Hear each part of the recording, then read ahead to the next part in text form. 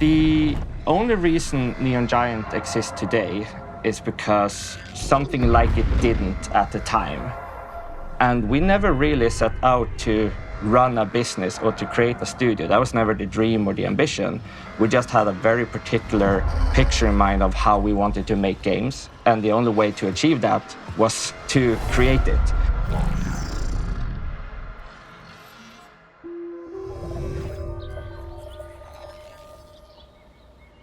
Starting the studio in Uppsala was actually just a result of us being here already, but it has proven to be a very powerful thing for us because of the maturity of the people in the studio. It's small enough and big enough, you know, it's not Stockholm, it's not the hustle and bustle, but it's also, you know, a half an hour down the road from that if that's what you need. It's a perfect place to have a family and have kids, for sure.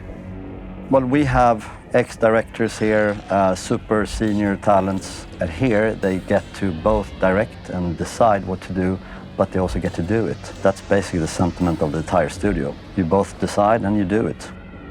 I think with everybody here being so senior and just knowing what to do, there's nothing that we have to create to force them to do anything. There's no argument. It just happens. People just, this is an issue. How do we do it? We did it.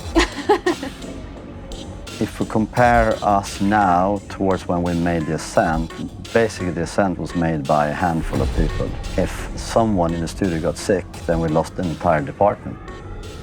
Now we can cover most aspects with 2 people instead. For us, it's a huge difference, but it took us from 5 people to 23, so we're still very small.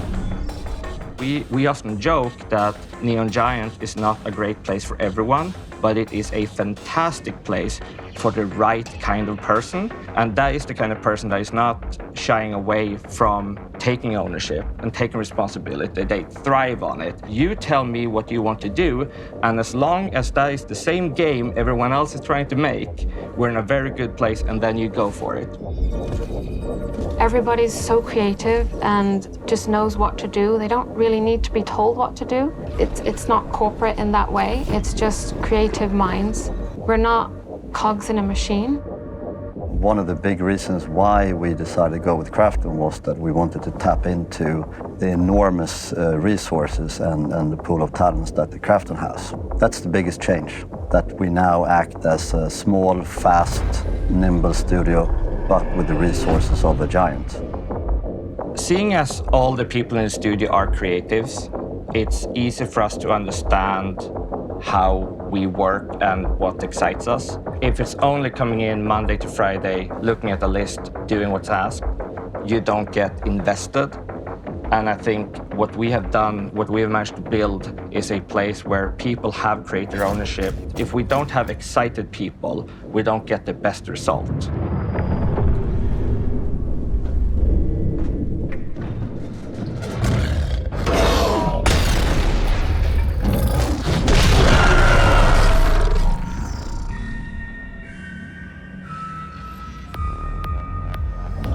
On Ascent, it was a very ambitious game. It took a lot of risk and really pushed every boundaries. And at the end, it worked out really well. It was a huge success for the studio.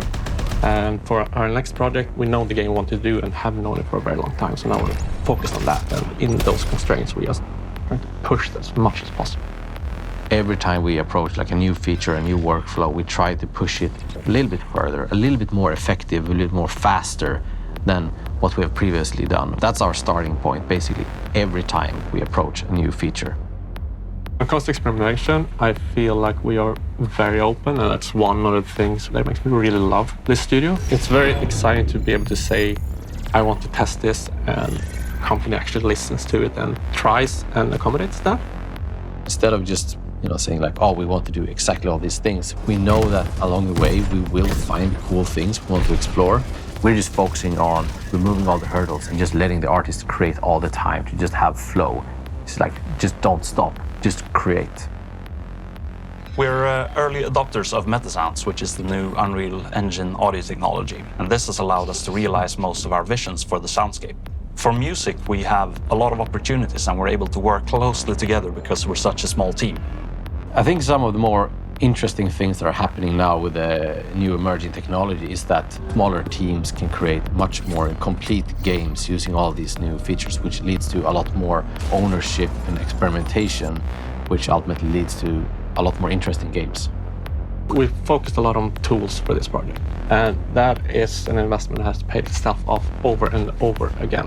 Those tools that really allow us to work at a high pace and produce good content. For the amount of people we are in a very small studio, making a very ambitious game. We just build things that we think are really cool.